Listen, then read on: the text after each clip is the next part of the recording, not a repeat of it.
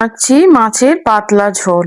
গরমে দুপুরে ভাতের সঙ্গে মাছের এই পাতলা ঝোল খেতে কিন্তু খুবই ভালো লাগে। মাত্র 10 মিনিটে খুব সহজে কম উপকরণ দিয়ে বানাবো। তবে মাছের ঝোল বানানোর পদ্ধতিটা কিন্তু একটু অন্যরকম। খুব সহজ আর সুস্বাদু এই মাছের ঝোল কিভাবে বানাচ্ছি চলুন দেখে নিই। প্রথমেই এই যে এখানে নিয়ে নিয়েছি আমি রুই মাছ। রুই মাছগুলোকে একটু লবণ আর হলুদ মাখিয়ে ভেজে নেবো। আপনারা কিন্তু রুই মাছ ছাড়া কাতলা বা অন্য মাছ দিয়েও বানাতে পারেন।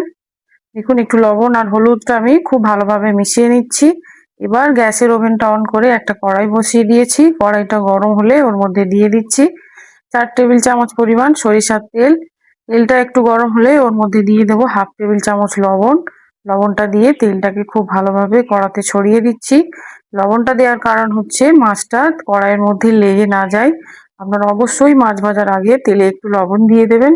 এই যে দেখুন এবারে এক এক করে মাছগুলো আমি কড়াইয়ের মধ্যে দিয়ে দিচ্ছি। মাছগুলো ভাজা হতে থাক। এবার চলুন এই সুস্বাদু মাছের ঝোল বানানোর জন্য কি কি উপকরণ লাগছে আমি একটু দেখিয়ে দিই। এখানে নিয়েছি টমেটো, পেঁয়াজ, ধনেপাতা কুচি আর কাঁচা লঙ্কা। মাছের ঝোল বানানোর জন্য অবশ্যই পেঁয়াজটাকে এরকম গ্রেড করে নেবেন বা পেস্ট করে নেবেন, আর টমেটোটাকেও এইরকম ভাবে একটু পেস্ট করে নেবেন। মাছের ঝোলে কিন্তু স্লাইস করে পেঁয়াজ কেটে দিবেন না, তাহলে মাছের ঝোলটা খেতে একদমই ভালো হবে না। এই যে দেখুন আমার মাছটা একদিক হয়ে গিয়েছে, আমি আর এক দিকটা উল্টিয়ে দিচ্ছি।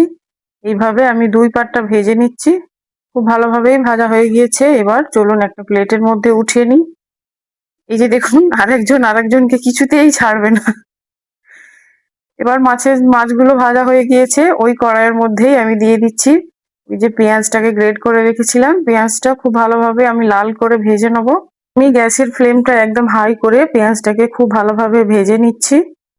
পেঁয়াজটা খুব ভালোভাবে লাল করা হয়ে গেলে এবার এর মধ্যে দিয়ে দেবো 1/2 টেবিল চামচ মতো লঙ্কার গুঁড়ো। লঙ্কার গুঁড়ো দেওয়ার পরেই কিন্তু গ্যাসের ফ্লেমটা একদমই লো করে দেবেন, কারণ গরম তেলের মধ্যে লঙ্কার গুঁড়ো খুব তাড়াতাড়ি পুড়ে যায়। একদম লো করে দিয়ে দেখুন লঙ্কার গুঁড়োটা আমি একটু ভেজে নিলাম। এবার এর মধ্যে দিয়ে দিলাম ওই টমেটোর পেস্টটা। এই সবগুলো খুব ভালোভাবে একটু কষিয়ে নেবো যতক্ষণ না মশলা থেকে তেলটা ছেড়ে দিচ্ছে। এই যে দেখুন প্রায় কষানো হয়ে গিয়েছে। এবার এর মধ্যে আমি দিয়ে দিচ্ছি 1/2 টেবিল চামচ হলুদ গুঁড়ো। সবগুলোই খুব ভালোভাবে একটু কষিয়ে নেবো। যে দেখুন আমার কষানো হয়ে গিয়েছে। এবার এর মধ্যে দিয়ে দেবো 1 কাপ মতো পানি। মাছের ঝোলটা কিন্তু বানানো খুবই সহজ আর খুব তাড়াতাড়ি হয়ে যায়। এই যে দেখুন এবার এর মধ্যে 1 কাপ আমি পানি দিয়ে দিলাম। দিয়ে ভালো করে খুব মিক্স করে এটাকে ঢাকনা দিয়ে ঢেকে দেবো 2-3 মিনিটের জন্য। যখন এই ঝোলটা ফুটে আসবে তখনই এর মধ্যে দিয়ে দেবো ওই ভেজে রাখা মাছগুলো। এই যে দেখুন এক এক করে আমি সব মাছগুলো দিয়ে দিলাম। আবারও ঢাকনা দিয়ে 5 মিনিট হাই ফ্লেমে ফুটিয়ে নেবো। এই যে ওপর থেকে কাঁচা লঙ্কাটাও দিয়ে দিলাম। ঢাকনা দিয়ে ঢেকে দিচ্ছি। 5 মিনিট হাই ফ্লেমে ফুটিয়ে নেবো। দেখুন মাছের ঝোলটা পুরোপুরি ফুটে গিয়েছে। এবার এর মধ্যে দিয়ে দিচ্ছি 1/2 চা চামচ ধনিয়ার গুঁড়ো, 1/2 চা চামচ জিরের গুঁড়ো। ধনিয়ার গুঁড়ো আর জিরের গুঁড়োটা প্রথমেই দিইনি, কারণ ধনিয়ার গুঁড়ো আর জিরের গুঁড়োতে কিন্তু খুব সুন্দর একটা ফ্লেভার আসে। এটা যদি রান্নার প্রথমেই দিয়ে দেওয়া হয় তাহলে এর ফ্লেভারটা আর থাকে না।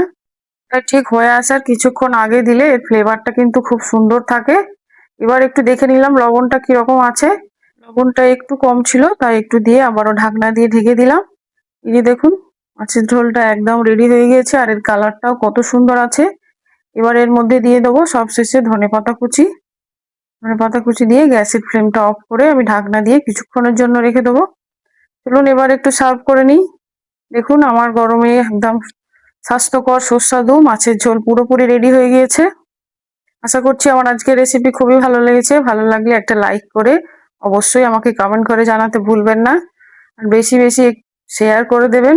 আর যারা আমার চ্যানেলে নতুন এখনো সাবস্ক্রাইব করেননি অবশ্যই সাবস্ক্রাইব করে আমার চ্যানেলের সঙ্গেই থাকবেন।